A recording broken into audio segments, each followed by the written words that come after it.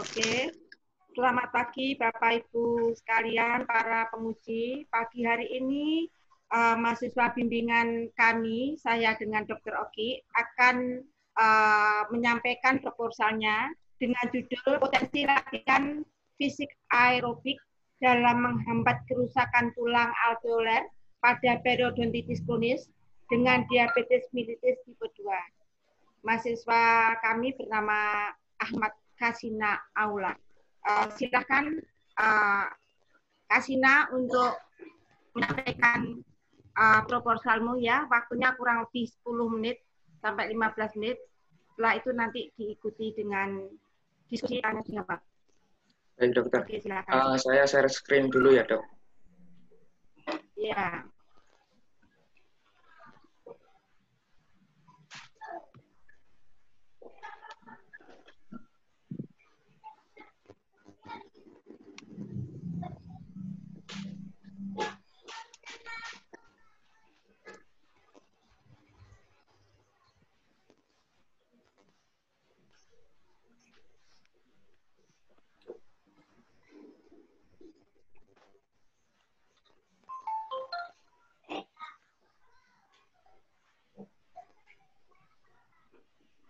Sudah kelihatan semua, dokter?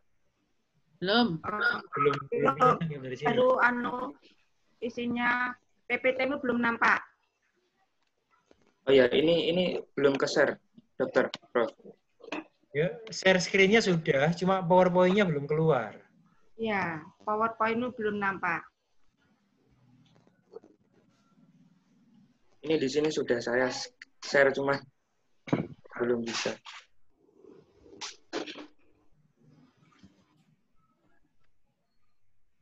Belum nampak, dok.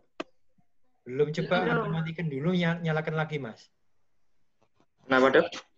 PowerPoint-nya dimatikan dulu, kemudian dibuka lagi. Saya keluarin dulu ya, dok, PowerPoint-nya. PowerPoint-nya dikeluarkan dulu, kemudian dibuka lagi. Mestinya Anda siapkan dari tadi mestinya ini, sebelum masuk ruangan sidang. 1.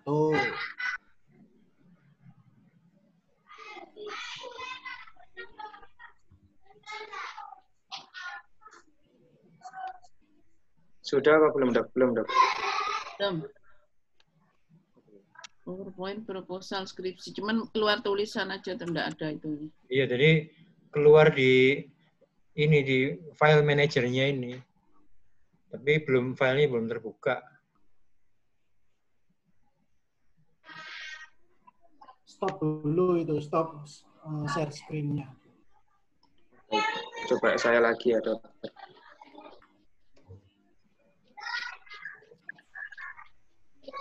Nah, gitu loh. Jadi filenya dibuka dulu, baru share screen. Ini sudah. Sudah ya, dok. Ya. Assalamualaikum warahmatullahi wabarakatuh. Selamat Waalaikumsalam. pagi semuanya. Selamat pagi, dokter. Selamat pagi, Prof. Yang kami hormati para penguji dan juga pembimbing kami. Perkenalkan, saya Ahmad Kasina Aula akan mepresentasikan proposal skripsi yang berjudul Potensi Latihan Fisik Aerobik dalam Menghambat Kerusakan Tulang Alveolar pada Penderita Periodontitis Kronis dengan Diabetes Mellitus tipe 2. Pertama yaitu pendahuluan. Latar belakangnya adalah menurut Undang-Undang RI tahun 92 menjelaskan bahwa kesehatan adalah keadaan sejahtera dari badan, jiwa, dan sosial termasuk kesehatan gigi dan mulut. WHO mendefinisikan kesehatan gigi dan mulut sebagai keadaan terbebas dari kanker mulut dan tenggorokan, gigi berlubang, dan juga penyakit periodontal. Penyakit periodontal di beberapa negara masih menjadi sebuah persoalan karena prevalensinya yang tinggi. Begitupun juga di Indonesia. Menurut data yang dilansir oleh Riskesdas pada tahun 2008 menjelaskan bahwa di Indonesia sendiri masih dengan persentase kasus di Indonesia sebesar 74,1%. Penyakit periodontal paling sering adalah periodontitis. Periodontitis merupakan salah satu masalah kesehatan gigi dan mulut yang sering dialami dan memiliki prevalensi yang tinggi. Resorpsi tulang alveolar dan kerusakan ligamen periodontal adalah tanda paling penting dari periodontitis. Pada keadaan yang parah dapat mengakibatkan kegoyangan dan kehilangan gigi.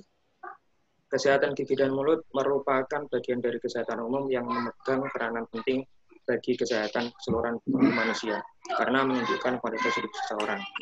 Penyakit parodontal memiliki berkaitan dengan diabetes mellitus, yaitu diabetes mellitus dengan glukosa yang tidak terkontrol dapat menjadi faktor resiko dan memperburuk penyakit parodontal itu sendiri, seperti gingivitis dan parodontitis. Perawatan yang saat ini dilakukan salah satunya adalah antibiotika. Antibiotika merupakan antimikroba yang mempunyai kemampuan untuk membunuh maupun menghambat pertumbuhan mikroorganisme. Di antara antibiotika yang sering digunakan dalam perawatan penyakit parodontal adalah penisilin, tetrasikline, dan lain-lain. Namun di samping efektivitasnya dalam membunuh atau menghambat mikroorganisme, antibiotik juga seringkali menimbulkan masalah dan kerugian yang luas dari kesehatan, ekonomi, bahkan untuk generasi mendatang. Salah satu contohnya dapat menimbulkan resistensi. Tentunya hal ini membutuhkan sebuah alternatif lain untuk menanggulangi periodontitis. Beberapa studi telah dilakukan untuk mencegah terjadinya periodontitis, yaitu salah satunya adalah dengan cara meningkatkan respon fisik terhadap stres dan peradangan. Salah satunya melalui aktivitas olahraga atau latihan fisik aerobik. Mengapa latihan fisik aerobik? Ternyata latihan fisik aerobik ini memiliki kontribusi dalam meringankan penyakit yang berhubungan dengan gaya hidup. Bahwa orang yang secara teratur melakukan aktivitas olahraga memiliki risiko lebih rendah menderita faktor peradangan yang mendukung munculnya penyakit parodontitis. Karena aktivitas olahraga ini dapat meningkatkan respon fisik terhadap stres dan peradangan. Kemudian untuk rumusan masalah yaitu bagaimana potensi latihan fisik aerobik dalam menghambat kerusakan tulang alveolar pada penderita periodontitis kronis dengan diabetes mellitus tipe 2. Kemudian tujuan umum yaitu untuk membuktikan bahwa latihan fisik aerobik berpotensi menghambat kerusakan tulang alveolar pada penderita periodontitis kronis dengan diabetes mellitus tipe 2. Kemudian tujuan khusus yaitu untuk menganalisis hubungan antara potensi latihan fisik aerobik terhadap kerusakan tulang alveolar pada penderita periodontitis kronis dengan diabetes mellitus tipe 2. Kemudian manfaatnya yaitu memberikan sumbangan ilmiah terhadap pengembangan ilmu pengetahuan, yaitu mengenai pengaruh aktivitas olahraga aerobik terhadap kerusakan tulang alveolar pada periodontitis kronis dengan diabetes mellitus tipe 2. Kemudian manfaat praktisnya yaitu sebagai khazanah ilmu berupa kekayaan intelektual dalam pengembangan pengetahuan dalam bidang kedokteran gigi. Kemudian tujuan pustaka yang pertama yaitu mengenai periodontitis. Periodontitis merupakan peradangan yang disebabkan oleh mikroorganisme pada jaringan periodontal gigi. Periodontitis menjadi beberapa macam, salah satunya adalah periodontitis kronis yang memiliki tanda-tanda klinis, diantaranya adalah terjadinya inflamasi pada gingiva dan pendarahan, kemudian pocket, resesi gingiva, nyeri, dan juga resorpsi tulang alveolar. Etiologi dari periodontitis adalah yang disebabkan oleh mikroorganisme, diantaranya adalah Porphyromonas gingivalis, Aggregatibacter actinomyces concomitant, dan juga Treponema denticola. Bukan hanya itu, periodontitis juga disebabkan oleh karena adanya ketidakseimbangan antara peranan respon imun dan kerentanan risiko. Berikut adalah patogenesis dari periodontitis yang menyebabkan resorpsi tulang alveolar. Jadi pada bakteri gram negatif ini akan mengeluarkan zat endotoksin berupa produk lipopolisakarida yang menyebabkan inflamasi pada gingiva dan tulang alveolar. Nah, lipopolisakarida ini akan aktivasi respon imun, yaitu makrofag, yang akan memicu pelepasan mediator-mediator kimia seperti TNF dan juga interleukin.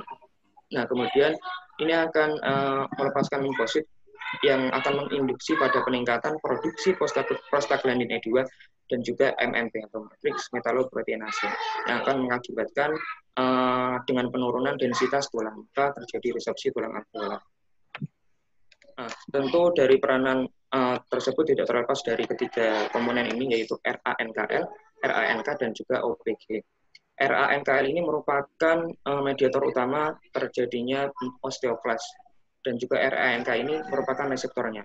Jadi ketika RANKL berikatan dengan reseptornya RANK, maka akan terjadi pembentukan osteoklas dan berlangsung resorpsi tulang alveolar. Tetapi ada juga peran dari OPG, yaitu osteoprogenitor, yang merupakan inhibitor utama yang akan berfungsi sebagai perangkap dan menghambat proses perekatan dari RANKL dan RANK. Di sini ada dua kondisi, yaitu homeostatis dan juga inflamatori. Pada homeostatis, ketika jumlah OPG lebih banyak, maka tidak terjadi pembentukan osteoklas.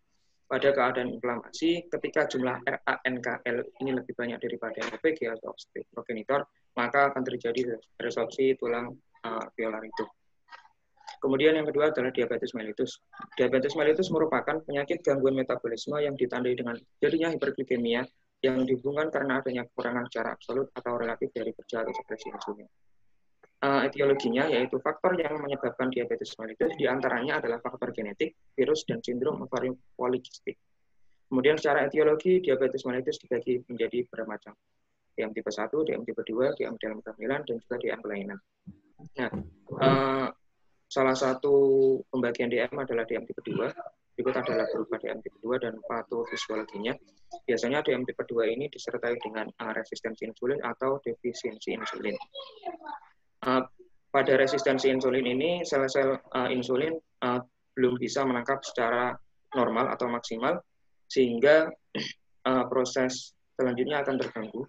Biasanya disebabkan oleh obesitas, penuaan, atau orang yang kurang melakukan aktivitas fisik atau olahraga.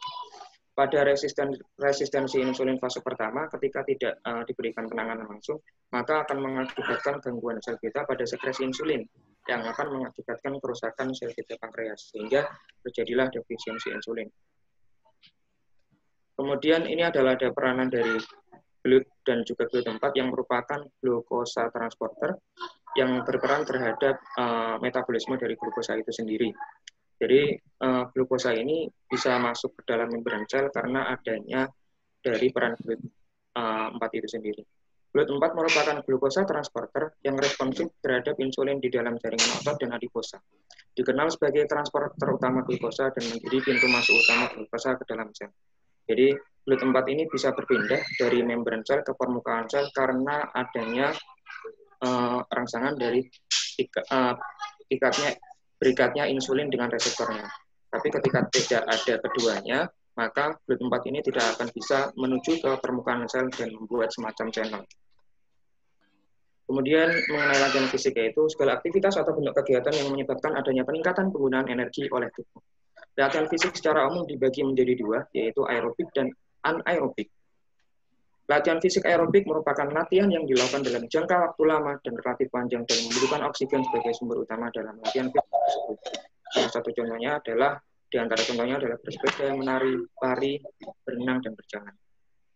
Apa sih manfaat latihan fisik aerobik? Yang pertama yaitu latihan fisik aerobik ini mampu mempertahankan homeostatis tubuh dan pengendalian terhadap berbagai penyakit. Karena latihan fisik aerobik ini dapat meningkatkan ketahanan tubuh.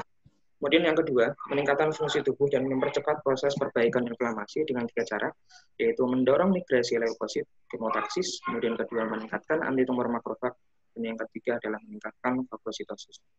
Kemudian latihan fisik aerobik juga dapat melindungi periodensium. Bagaimana caranya? Yaitu dengan melepaskan respon inflamasi pada otot, yaitu dengan menghambat kerusakan periodensium. Kemudian latihan fisik juga mampu meningkatkan FO2 max atau volume oksigen maksimal. Volume oksigen maksimal itu volume yang dapat ditampung dan dapat disirkulasikan oleh jantung ke seluruh tubuh ketika aktivitas fisik itu dilakukan, yang berakibat pada menurunkan regulasi sitokin proinflamasi seperti interleukin 1B, interleukin 6, interleukin 8, dan TNF-alpha. Kemudian yang kelima itu latihan fisik ini, intensitas latihan fisik memiliki hubungan dengan rendahnya angka periodontitis.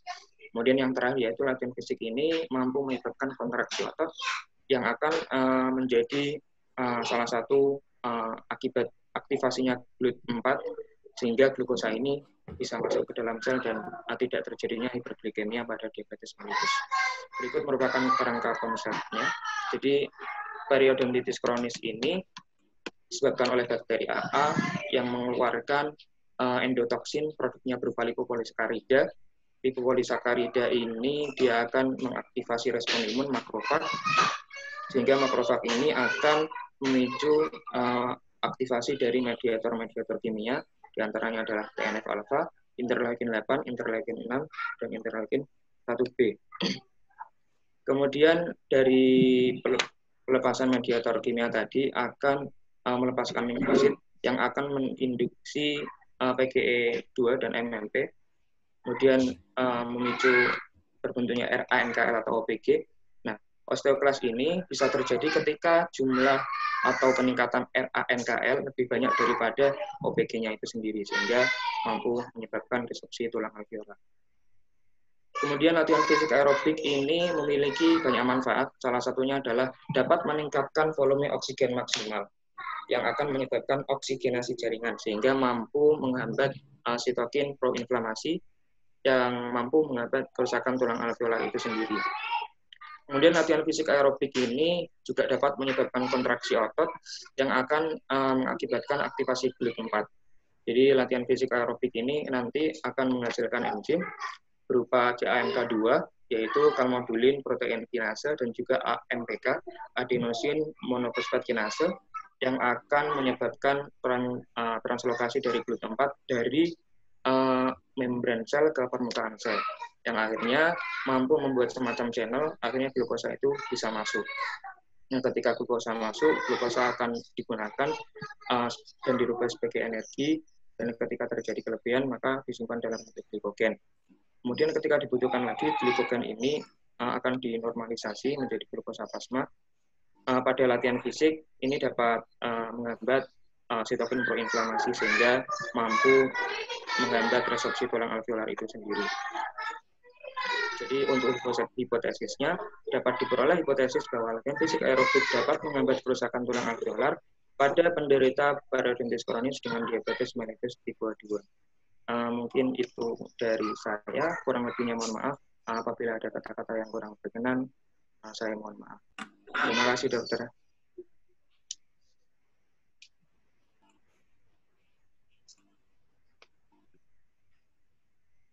Selanjutnya mungkin diskusi atau tanya jawab. Teruskan. Sebentar. Mas kasih aula ya panggilannya. Iya, Dok. Tolong adik-adikmu mungkin disuruh tenang dulu di belakang. Oh, ya, Dok, sebentar ya, Dok, saya suruh. Mohon maaf, dokter. Tak pikiran naik Hendrik. Tak pikiran naik Hendrik. Iya. Tapi anak Kristian. Anak Kristian nakal-nakal mesti. Oh iya, bapak nakal. Kristian gak nakal kok. Hen kon wis merambah aquascape hen. Apa, Greg? Wis merambah aquascape. Gorong. Masih normal biasa kolam. Untuk memberikan pertanyaan atau masukan, Bro. Yeah. Iya, anak ben anunya di bunga-bunga tak pikir sopo suarane.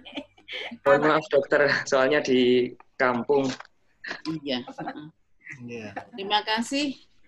Assalamualaikum warahmatullahi wabarakatuh. Waalaikumsalam warahmatullahi wabarakatuh. Selamat siang setengah pagi. Salam sejahtera untuk kita semua. Amin. Ini Ahmad Kasina Aula ya? Iya, Prof. Kamu biasa dipanggil siapa? Sina, Prof. Ya? Sina. Oh, Sina. Iya, Prof. Kasina, panggil Sina. Ya. Jadi, Iya. panggil Ahmad ya bisa, Aula ya bisa, ya Kasina. Iya, Prof. Oke. Jadi judul ini saya tanya dulu, ini merupakan apa ya? Penelitian atau artikel review? Artikel review, Prof. Karena kalau di perpustakaan, Prof. ya, kalau dilihat dari judulnya belum menunjukkan bahwa ini suatu artikel review. Karena selain tidak ada pernyataannya apakah ini biasanya artikel review gitu ya. Kemudian dengan melihat judulnya, potensi latihan fisik aerobik dalam menghambat kerusakan tulang alveolar pada penderita parodontitis dengan DM tipe 2. Ini judulnya ini sangat penelitian sekali gitu loh. Apakah judul ini awalnya memang untuk penelitian atau memang sudah dibuat judul ini tidak ada kaitannya dengan penelitian? Untuk awalnya sendiri itu desainnya memang dibuat penelitian, Prof. Tapi karena pandemi dan keterbatasan akhirnya dibuat artikel review, Prof. Oh, jadi ini memang judul suatu penelitian ya? Iya. Cuman akhirnya ditambahi beberapa variabel, Prof. Ya, sekarang saya ingin tanya pada Cina, ya. Apa kira-kira yang saudara ketahui tentang perbedaan suatu artikel review dengan suatu laporan penelitian? Mungkin dari sistematikanya juga berbeda, Prof, antara artikel review dengan penelitian. Dan biasanya itu artikel review itu hanya ditulis oleh orang-orang yang ahli. Karena apa? Karena kalau artikel review itu kita membandingkan suatu teori dengan teori yang lainnya. Sehingga diperoleh sebuah kesimpulan dari apa yang kita review itu, Prof. Tapi untuk penelitian kan memang biasanya dari awal kita fokuskan. Ada variabelnya atau apa yang mau dicari dari itu. Mungkin itu, Prof, setahu saya. Sekarang dengan adanya perubahan ini, apa yang kamu lakukan? Kalau yang saya lakukan, saya memperbanyak untuk tinjauan pustakanya, Prof. Jadi kamu harus banyak membaca, ya? Iya, Prof. Harus banyak membaca karena kamu sudah tidak melakukan penelitian. Ya kan? Iya, Prof. Nah, jadi kamu sesuai dengan di ini ya, di apa itu proposalmu di halaman 4 itu setelah saudara menerangkan, menjelaskan begitu, kemudian saudara menyimpulkan maka dari itu penulis bermaksud untuk melakukan observasi. Ya kan? Kamu sendiri yang menuliskan ini? Iya, Prof. Melakukan observasi. Kira-kira apa yang akan diobservasi? Mohon maaf, Prof. Jadi mungkin ini masih kelalaian saya. Jadi kemarin seharusnya saya ganti, bukan melakukan observasi, tapi apa ya bahasanya, melakukan sebuah studi pustaka, Prof. Pendalaman lanjut. Kenapa? Jadi saudara benar nggak kalau akan melakukan observasi sebetulnya? Menurut saya kurang tepat, Prof. Soalnya kalau observasi itu biasanya mengarahnya ke sebuah research atau penelitian. Jadi yang benar apa berarti untuk melakukan studi literatur gitu? Iya, Prof. Studi literatur mengenai pengaruh potensi latihan fisik terhadap keparahan peritonitis. Ya. Jadi kalau melihat judulnya ini kan banyak sekali ya. Dasar teorinya itu banyak sekali. Mulai dari latihan fisik, aerobik. Kemudian kerusakan tulang. Tulang masih ada tulang banyak, tulang alveol. Kemudian ada periodontitis. Kemudian ada DM, ya, diabetes mellitus. Jadi ini kamu banyak sekali teori-teori yang harus kamu baca. Iya, Prof. Ya. Untuk bisa mengidentifikasi, jadi jurnal atau apa ya, kalau textbook sih nggak terlalu dipentingkan kalau pada studi literatur, yang dipentingkan adalah jurnalnya. Kamu banyak membaca jurnal, kemudian kamu lakukan identifikasi, ya. Kemudian kamu analisis. Jadi kamu di dalam melakukan suatu studi literatur ini, kegiatannya apa namanya itu? Jadi tidak saudara membaca, tidak mengambil teori dengan cara copy paste, ya. Jadi jangan kamu baca jurnalnya terus kamu copy paste. Bukan seperti itu kalau studi literatur. Iya, Prof. Tapi apa yang kamu baca itu harus kamu analisis, ya, kemudian disintesa, kemudian kamu ringkas. Kira-kira dari yang saya baca ini apa namanya, kaitannya atau perbedaannya. Malah ada kalau kamu baca kadang-kadang ada yang berlawanan teorinya. Ya. Jadi ada teori yang kira-kira tidak sesuai dengan teori yang satunya, berlawanan dengan teori yang lainnya. Kemudian bisa juga membandingkan hasil-hasil penelitian yang satu dengan penelitian yang lain. Jadi kamu banyak sekali memakai dasar-dasar teori. Ini ada beberapa dasar teori ya. Memang dasar teorinya sih sudah habis semua. Cuman kamu harus waktumu harus banyak dibuat untuk membaca. Ya. Jadi ini yang harus kamu pahami dulu, Sina, bahwa karena kamu tidak melakukan suatu penelitian, kamu harus membaca lebih banyak. Dan membaca itu bukan copy paste loh ya. Jadi sangat tidak benar kalau membaca, oh ya kamu copy paste, kamu masukkan. Bukan seperti itu. Nah, kemudian ini salah satu contoh. Ya, salah satu contoh kamu coba di halaman 2. Mana halaman 2? Coba lihat.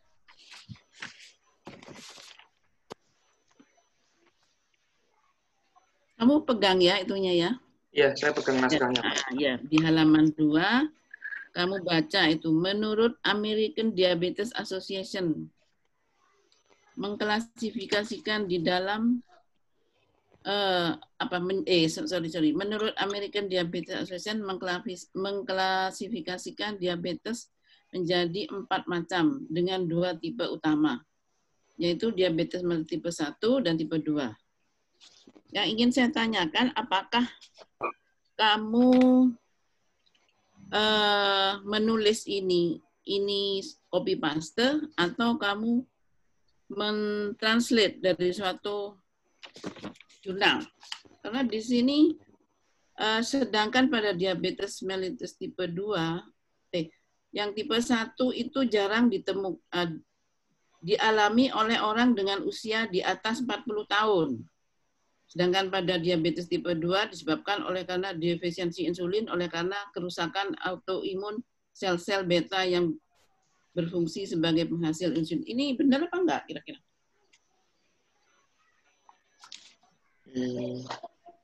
Setelah saya lihat literaturnya itu kamu ngambil dari mana ya? Kok enggak disebutkan kamu? Iya, Prof. Mohon maaf, lupa, Prof. Belum tercantum. Ini kamu nanti bisa konsultasi ke Dokter Oki ya, karena Dokter Oki ini sangat paham dengan teologi diabetes ini gimana. Kemudian salah satu contoh lagi bahwa kamu ternyata memang copy paste ya. Pada halaman 30. Coba kamu lihat di halaman 30.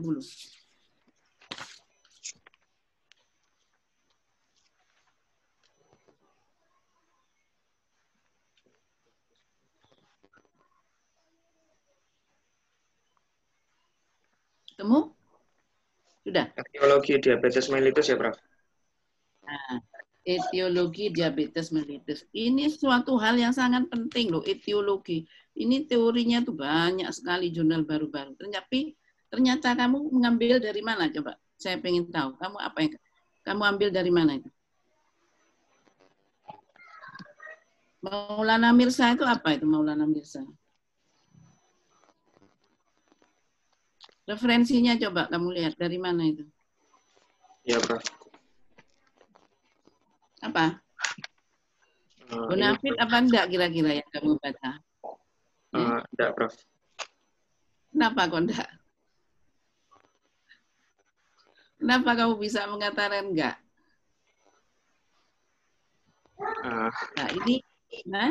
Ini saya saya tekankan ke kamu karena ini kamu studi literatur ya. Jadi kamu harus benar-benar banyak membaca dan harus kamu pertimbangkan yang kamu baca itu kualitasnya itu bagus apa enggak gitu. Sumbernya ya, Prof, atau referensinya terus valid ya, Prof. Sumber referensi ini yang kamu baca ini padahal ini suatu etiologi diabetes ya. Ini yang kamu pakai adalah diabetes mellitus Jogja kata hati. Apa itu? Kira-kira. Kok sumber ada kata hati itu? Apa itu? Ambil dari mana? Itu blog itu, Prof. Saya juga kelewatan itu bacanya. Nggak boleh itu mestinya. Itu blog. Oh, ini blog toh? Iya. Iya, blog itu nggak boleh dimasukkan dalam sumber ilmiah. Jadi tidak boleh dipakai untuk landasan teori. Iya, betul. Baik, Dok. Jadi terus ada beberapa beberapa teori kayak apa yang saya tulis tadi mengenai klasifikasi ya, klasifikasi diabetes itu juga kamu harus mengambil sumber yang benar-benar bagus. Iya, Prof. Itu kamu ngambilnya dari cermin dunia kedokteran, itu kan kayak majalah-majalah ringan itu. Iya. Ya. Ini yang karena kamu ini studi literatur, maka itu benar-benar harus dipertimbangkan.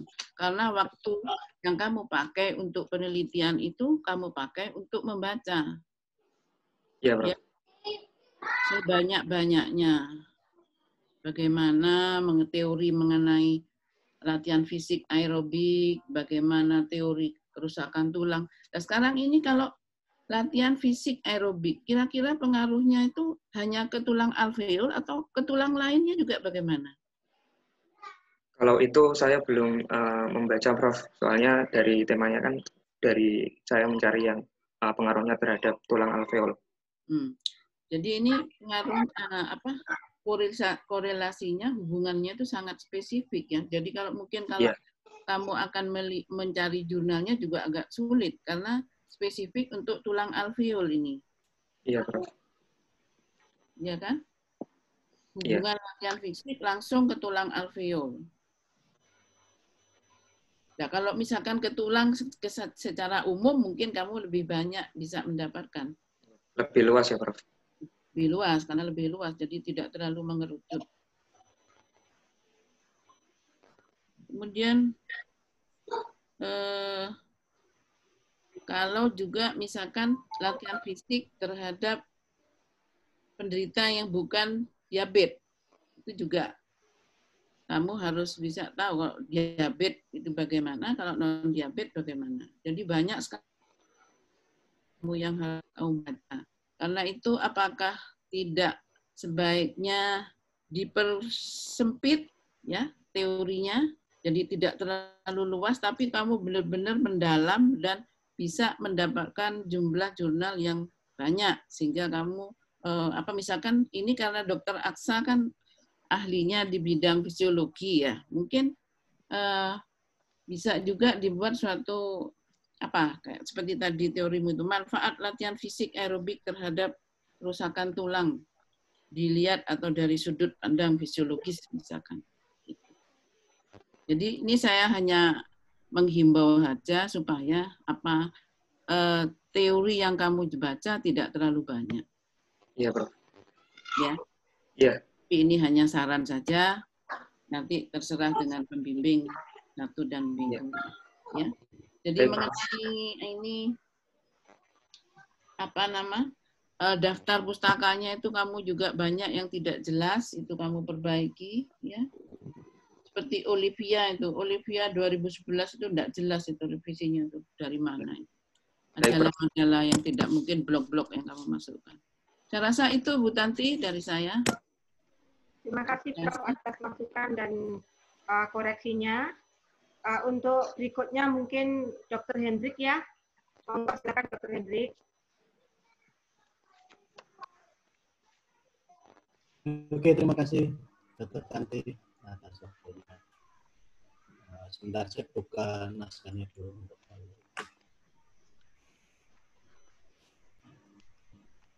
Baik.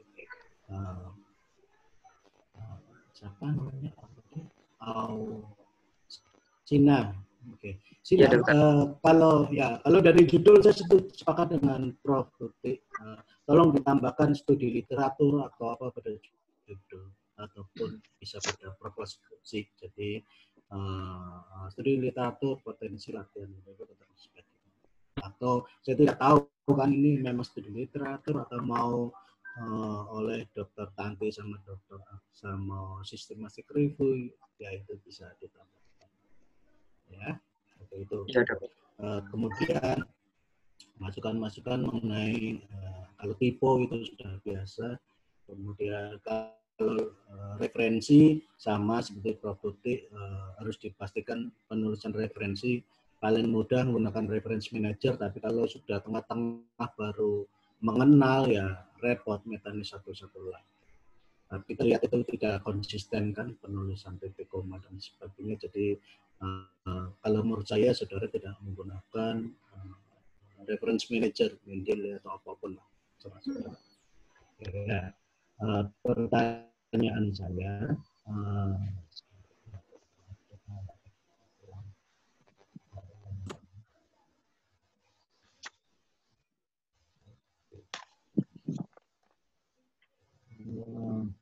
oke.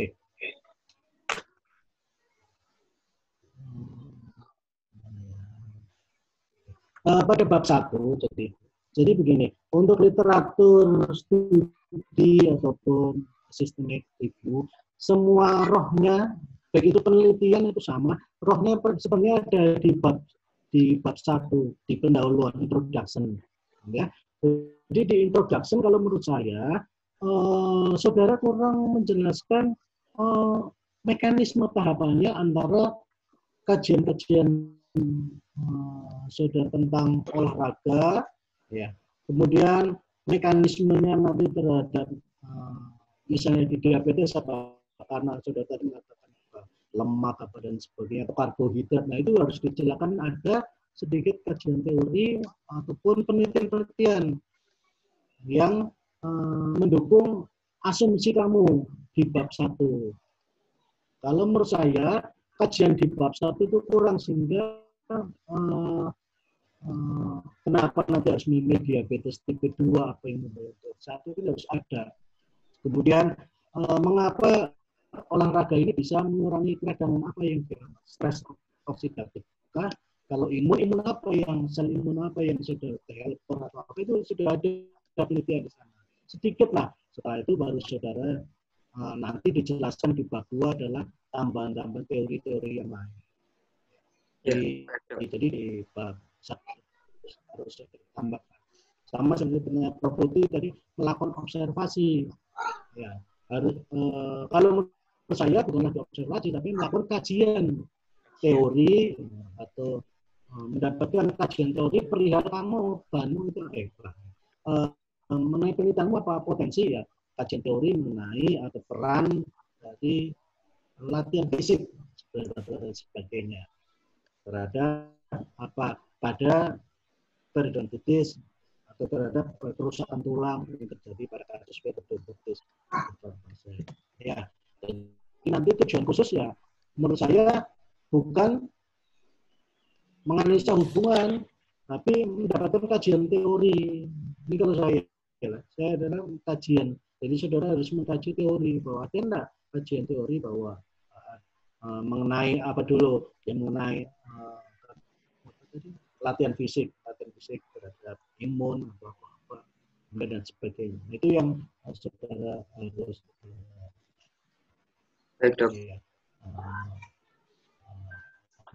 saudara masukkan. Ya. Kalau manfaat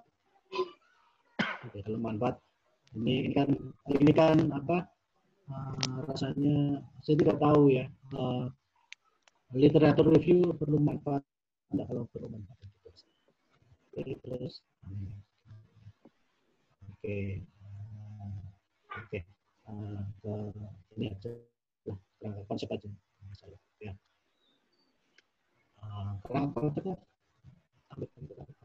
Ini agak putus-putus suaranya, Pak. Iya, suaranya mau putus-putus. Ya, tampilkan ininya Mas, kerangka konsep. PPT tadi ya, Dokter? Ya, sudah dimatikan ya. Ya, nanti bingung lagi. Ditampilkan di share screen lagi, Mas. Baik, Dok.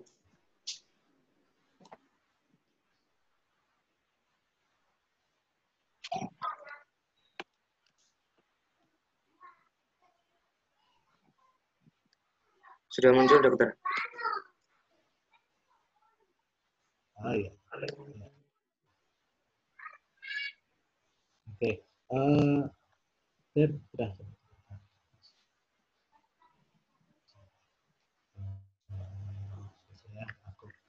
turun.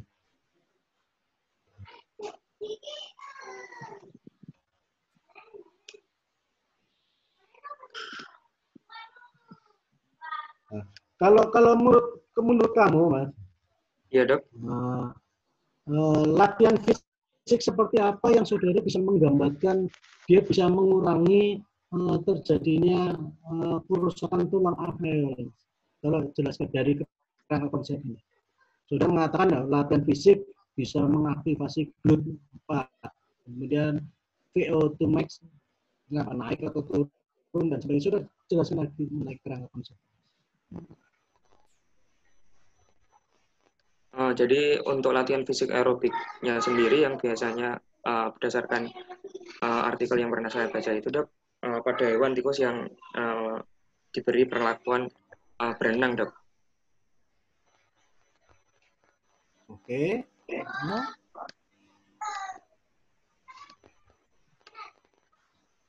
Terus? Kemudian latihan fisik itu sendiri kan dapat meningkatkan volume oksigen maksimal yang berpengaruh terhadap oksigenasi jaringan di tubuh hewan itu sendiri atau di manusia. Kemudian untuk aktivasi GLUT4-nya ini, kalau berdasarkan artikel yang saya baca itu, latihan fisik aerobik ini akan mampu menimbulkan kontraksi otot. Dari kontraksi otot yang dihasilkan itu akan menghasilkan dua enzim tadi, Dok. Nah, dua enzim tadi ini akan merangsang GLUT4 ini untuk menepi ke permukaan sel untuk membuat sebuah channel. Jadi salah satu permasalahan pada diabetes mellitus kan ada permasalahan entah itu di reseptor insulin atau insulinnya, sehingga tidak ada rangsangan buat GLUT4 ini bisa ke permukaan sel. Tapi dengan adanya latihan fisik ini bisa menjadi sebuah rangsangan buat GLUT4 untuk bisa melakukan translokasi dari membran sel ke permukaan sel, Dok. Sudah? Iya. Oke. Jadi gini, Mas, kalau menurut saya dengan kerangka konsepmu itu belum menggambarkan secara detail apa yang ingin kamu konsepkan, ya. Jadi latihan fisik itu banyak, Mas. Kamu latihan fisik apa? Latihan fisik saya seperti di rumah, ya. Saya hanya melakukan treadmill. Apakah itu yang dimasukkan latihan fisik? Jadi latihan fisik yang kamu konsep di sini, dia latihan fisik seperti apa? Itu harus jelas. Kemudian VO2 max, ya. Di sini apa? Dengan latihan fisik VO2 max naik atau turun? Oksigen jaringan berlebih. Oh, iya. Nah, gambar di sini kan kamu menginduksi PG2. Sekarang PG2 fungsinya apa?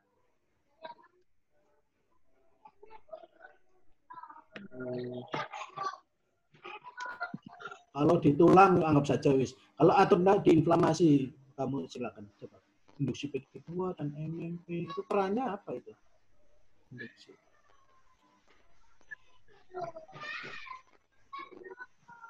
PG2. Ayo, berarti benar Prof. Tuti. Kalau nggak penelitian ya bocor sing akeh-akeh suara-suara semuntahe. Iya, Dok. Ya, jadi jelas maksudnya bahwa VO2 max ini kalau naik apa dan sebagainya, tentu kalau ini menghambat resorpsi dan sebagainya, tentunya di situ dikatakan pelepasan dari PG2, induksi PG2 dihambat atau dan sebagainya. Itu harus ada tanda di situ menurun, lambat dengan adanya latihan fisik atau menjadi stabil. Saya tidak tahu itu kajian teori kamu seperti apa dalam latihan fisik. Kemudian tahu-tahu menjadi rangkel dan OPG. Memangnya kenapa induksi PG2 itu dengan hubungannya rangkel dan OPG? Kan harus kalau ini dihambat, berarti osteoprotegerinya atau osteoblas misalnya meningkat. Karena osteoblasnya menurun, ya itu harus benar-benar dipahami. Ya. Baik, Dok. Mohon maaf, Dok. Tahu langsung dari rangkel PD kemudian merangsang osteoklas. Ya, nanti kita sudah diskusikan di sini. Oke. Iya, saya kira enggak terlalu banyak saya tanyakan karena ini di state of the art mode di bab 1 itu kurang, ya tolong ditambahkan saja. Dan sedangkan bab kerangka konsep, saya kira kamu belum memahami banget, jadi kamu harus banyak membaca dulu, banyak diskusi dengan pembimbing 1 dan pembimbing 2. Oke, itu aja tutup tadi yang bisa saya tanyakan. Terima kasih Dr. Hendrik karena tidak semua ya Kak Cina ya. Iya dokter. Iya. Tidak semua memasukkan pertanyaan yang nanti untuk memperbaiki tulisanmu ya. Iya. Karena ini studi pustaka itu harus benar-benar lengkap, banyak supaya tidak kalah mutunya dengan yang penelitian ya. Ya, untuk baik, yang selanjutnya mungkin Dr. Christian ya bagian gong ini. Oke, terima kasih.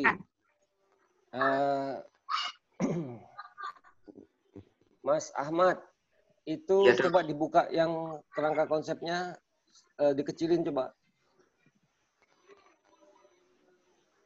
Biar kelihatan semua. Ini dok. Ya. Coba kamu lihat kerangka konsepmu itu.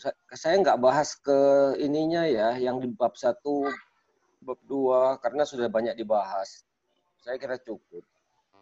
Saya mau kamu paham aja.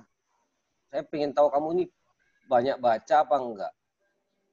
Karena kalau saya lihat kerangka konsep ini, kamu belum paham kalau saya lihat. Jadi kamu nulis itu kamu kait-kaitkan sendiri gitu. Jadi kalau studi pustaka itu kamu jangan satu jurnal kamu baca terus kamu tulis, jangan. Kamu baca dulu, kamu mengerti betul-betul, kamu paham, oh gambarannya seperti ini, baru kamu menulis. Gitu. Ya, baik dok. Sehingga bisa, yang paling gampang kan kita membandingkan studi pustaka itu, kita bandingkan kan. Antara penelitian ini sebelumnya dan sesudahnya. Coba ya, kamu lihat. Saya nggak lihat kamu tulis di sini pasien di kerangka konsepmu ini loh. Harusnya kan periodontitis kronis yang kamu tulis di sisi sebelah kanan ini kan periodontitis kronis normal. Iya dok. Nah, periodontitis kronisnya orang diabetes mellitus mana? Gitu. Iya. Nggak ada kan di sini. Padahal kan yang kamu bahas kan periodontitis kronis pada pasien diabetes kan? Iya. Nah, nggak ada di sini. Kalau yang kamu bilang GLUT 4, GLUT 2, itu kan orang normal juga ada, tergantung kan. Seberapa parahnya diabetesnya dia. Kan nggak mungkin glukosa transporter itu nggak ada di orang diabetes, kan nggak mungkin. Iya gitu ya? Iya dok. Lah, jadi supaya pembaca itu paham loh. Oh, pada orang diabetes mellitus kondisinya itu seperti ini loh. Sehingga dengan latihan fisik oksigennya akan bagaimana gitu di dalam selnya. Nah, nggak ada ini saya lihat di kerangka konsepmu. Itu ya. Iya. Itu masukannya. Nah, sekarang saya mau tanya sama Ahmad ini, Kasih ini. Kamu kan sudah banyak membaca mestinya ini. Paling tidak sebulan terakhir inilah tentang ini. Rangkel itu dan OPG itu diproduksi oleh apa, Ahmad? Kalau berdasarkan yang saya baca dok, untuk RA NKL sendiri itu diproduksi oleh beberapa sel, yaitu bisa dari fibroblast atau dari limfosit. Kemudian untuk OPG itu diproduksi oleh sel-sel pada ligamen periodontal dok. Nah, kalau di kasusmu ini, rangkel itu diproduksi oleh apa yang kamu tulis ini, yang kamu maksudkan?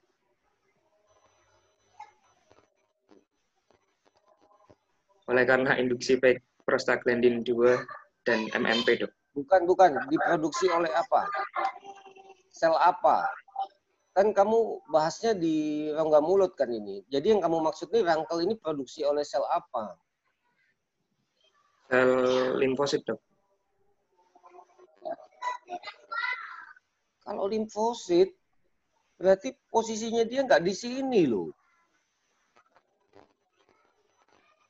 Ya, Dok. Kamu lihat. Sebentar. Osteoklas itu produksinya lebih mana dulu? Sama osteoblast, sama limfosit.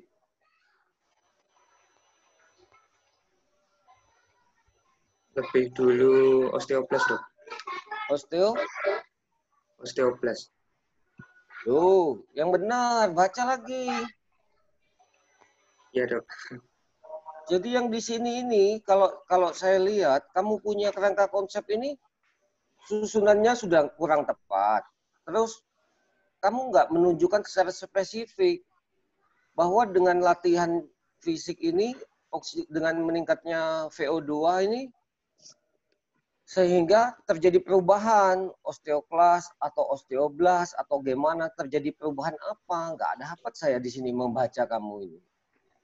Terus itu tadi, induksi PEG2 dan MMP. Itu harusnya di posisi atas atau di bawah? Masih. Di bawah, Dok. Lah, sebentar, saya tanya kamu. Ini kan sitokin proinflamasi di atas ya, karena oksigen jaringan. Kamu langsung panah ke sana. Nah, sebetulnya osteoklas itu kita butuh apa enggak sih? Supaya kamu tahu gitu loh.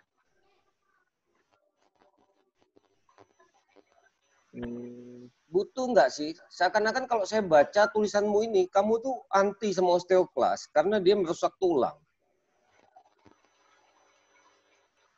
Butuh, Dok. Kenapa? Butuh. Butuh. Untuk Iya. apa?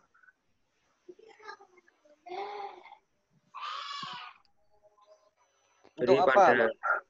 untuk resorpsi tulang alveolarnya itu sendiri, Dok. Nah kan jelek kalau dia meresorpsi, jadinya periodontitis. Untuk remodeling. Oh, remodeling tulang, maaf, Dok. Tuh, remodeling tulang, bukannya osteoblast kasih.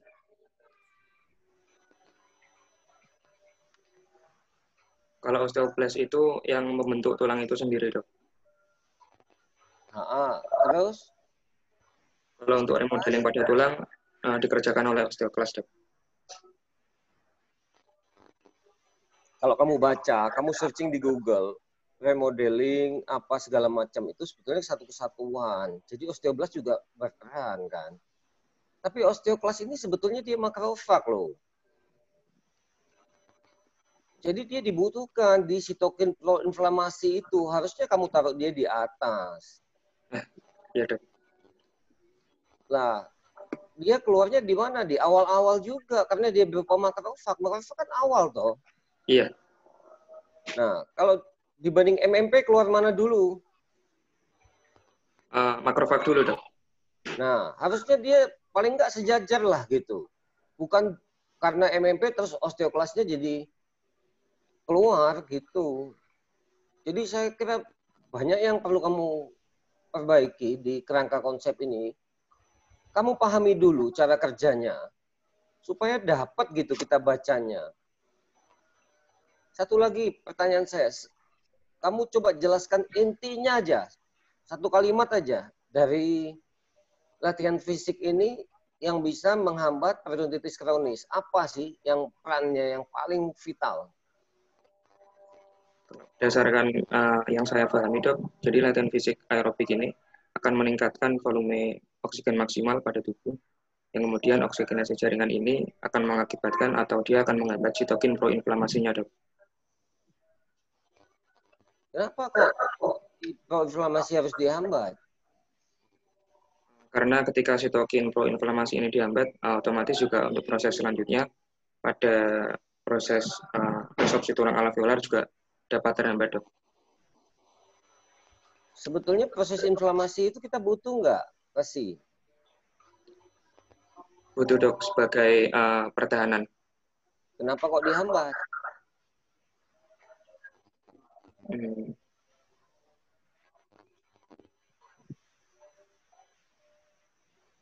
Bisa kamu jawab sebetulnya ini. Kalau kamu sudah baca mekanismenya. Karena mungkin pada salah satu penyebab dari periodontitis kronis kan adanya ketidakseimbangan, dok. Jadi ketidakseimbangan itu yang menyebabkan disopsi tulang alveolar itu kita hambat.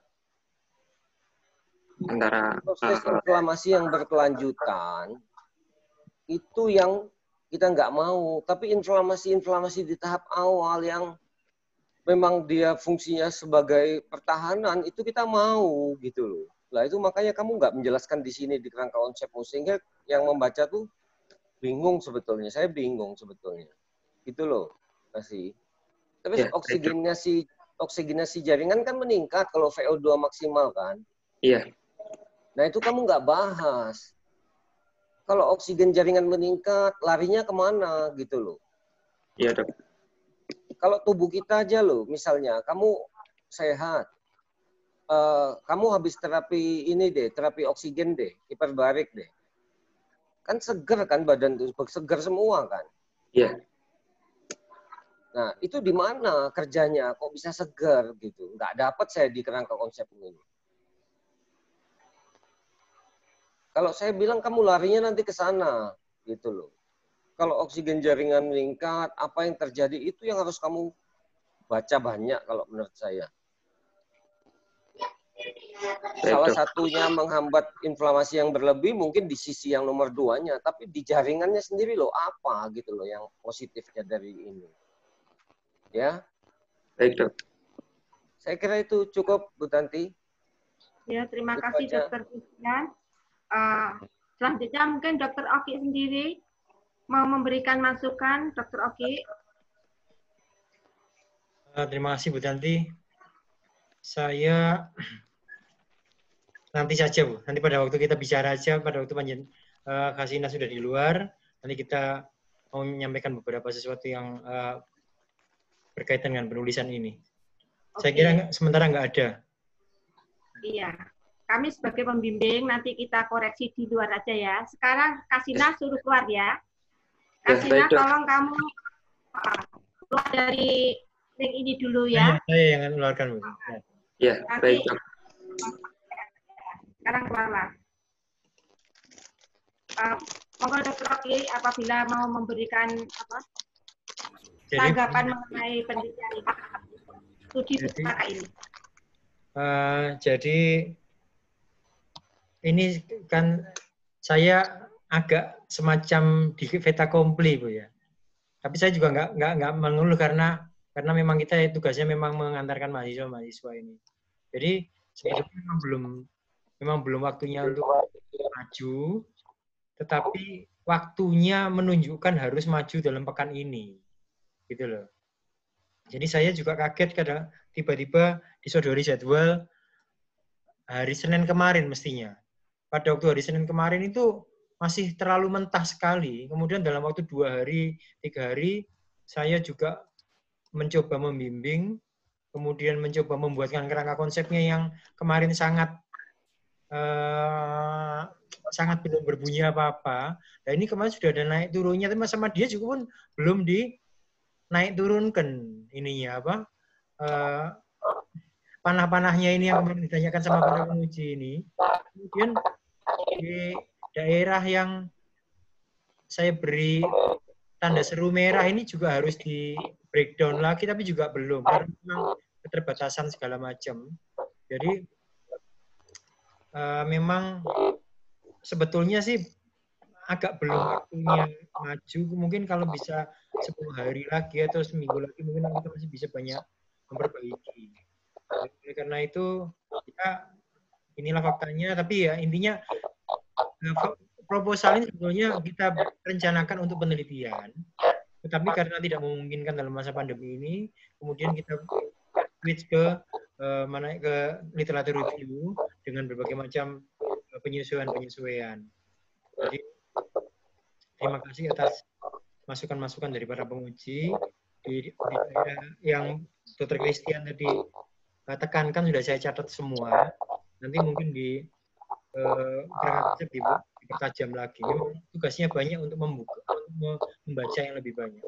Pak Hendrik juga ada masukan yang cukup bagus, dan Bu Profesor Tuti juga banyak memberikan masukan. Dari saya terima kasih, itu aja Bu. Nanti. Oh, suaranya yuk, krak. Oh, ini Pak Hendrik ini. Oh ya, sudah. Ya, disuruh masuk oke. Suara saya tadi dengar, Bu ya? Putus-putus ya. Agak putus-putus, tapi lumayan.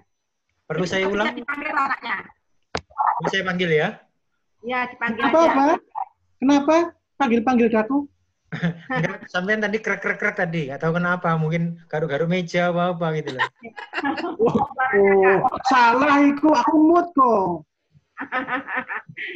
Ini dipanggil ya anaknya ya? Atau mungkin ada muslimat yang memberikan masukan? Kok ini Christian itu garuk-garuk. Ngawur ae. Aku dari tadi meneng ae. Kan Bu, nanti Ya, mungkin apakah judul ini bisa dipersempit atau biar tidak terlalu berat ini mahasiswanya karena apa namanya kajian teorinya itu banyak sekali ini ya.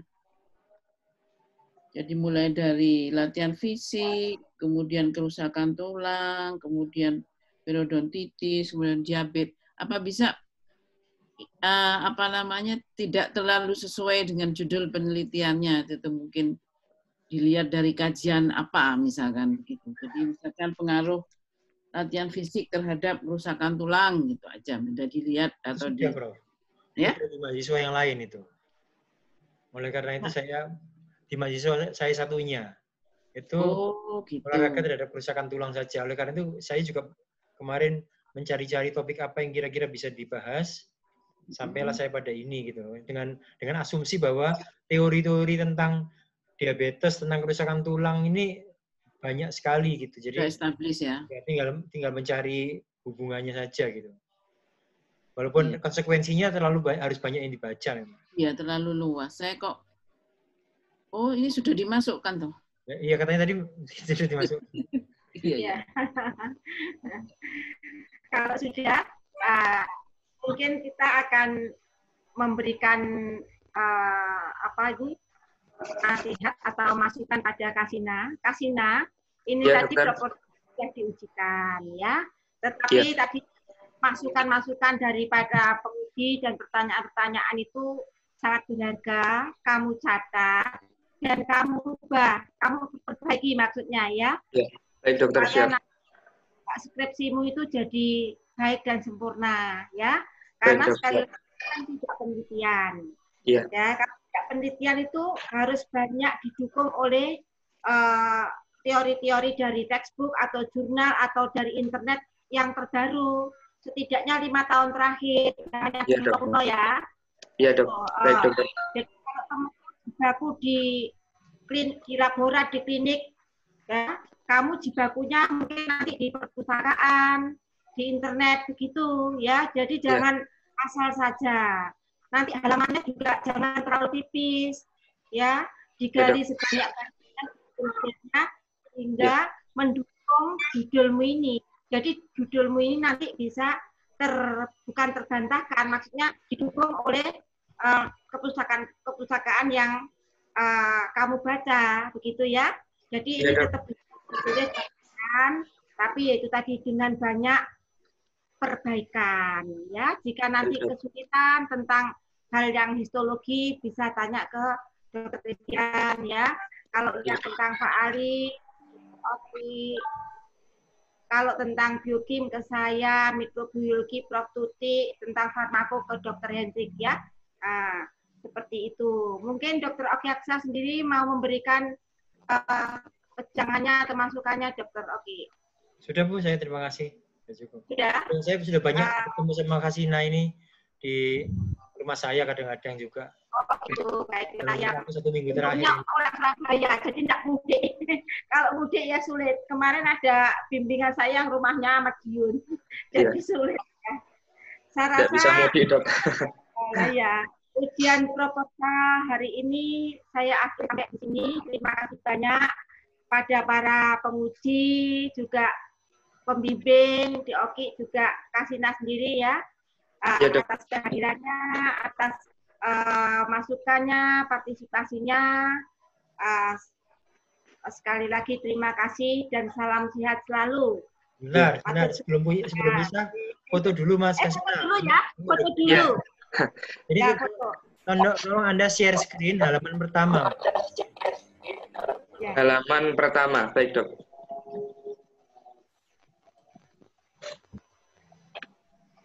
Tanti jangan buru-buru, Bu Tanti. Oh, belum. Ya, jangan buru-buru. Tak pikir sudah tadi. Alamat saya sudah dicatat, Bu Tanti. Alamat saya sudah dicatat. Ini ya, Dok, sudah ya, Dok. Ya, oke. Tolong melihat kamera semua. Jangan melihat layar. Senyum manis ya. Ya. Melihat kamera semua, Pak Hendrik. Oke, saya hitung ya. 1, 2. Sebentar. Saya lihatnya hasilnya bagus apa tidak.